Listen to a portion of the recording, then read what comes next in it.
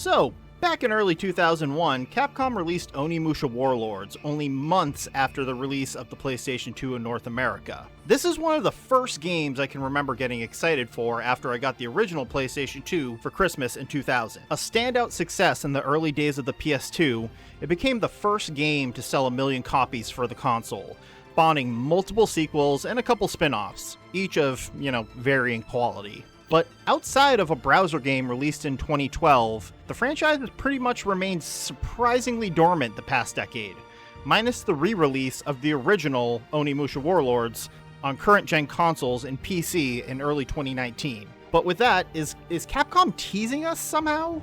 Are they using this re-release to test the waters about resurrecting the franchise? Well, they should, and this is why. The story.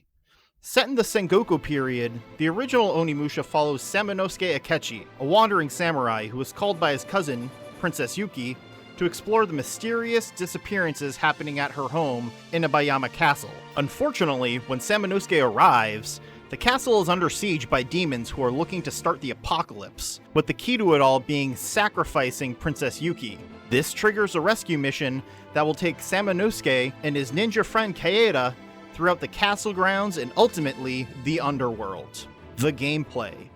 When released, Onimusha Warlords played like other Capcom survival horror staples from the PlayStation 1 era. With tank-like controls and a fixed camera, the game created plenty of suspenseful moments, even though our protagonist was a skilled swordsman. The biggest difference being melee weapons were the forefront of your arsenal in Onimusha. While Samanosuke could wield a bow and a matchlock rifle to take out ranged enemies, he relied on his arsenal of elemental swords to vanquish the majority of his foes.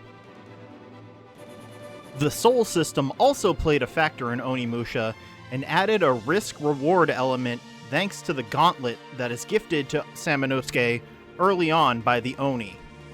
The gauntlet acts as your means of progression within the game.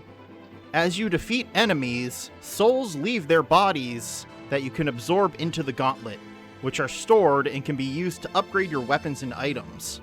Enemies also drop souls that restore health and mana, which the latter allows you to use the elemental attacks from each of your weapons. The issue here is that souls fade away, and if you don't absorb them quickly enough, they're gone. This gives you a choice. Do you risk absorbing souls between defeating each enemy, which could potentially leave you open to attack? Or do you focus on defeating all of the enemies first, which could potentially slow your progress if the souls were to get away? Using the RE engine, and this mechanic in mind, Capcom could take cues from their contemporaries like From Software and Team Ninja and give us a narrative-driven game with tons of replay value. Dark Souls, Nioh, and Sekiro are all great examples of games with similar aesthetic, combat, and leveling systems that leave gamers wanting more.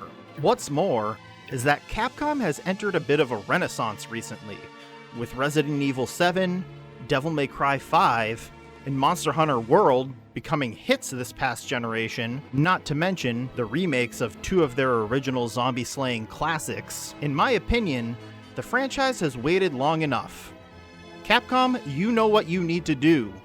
Give us another go at what was one of the best franchises of the early 2000s.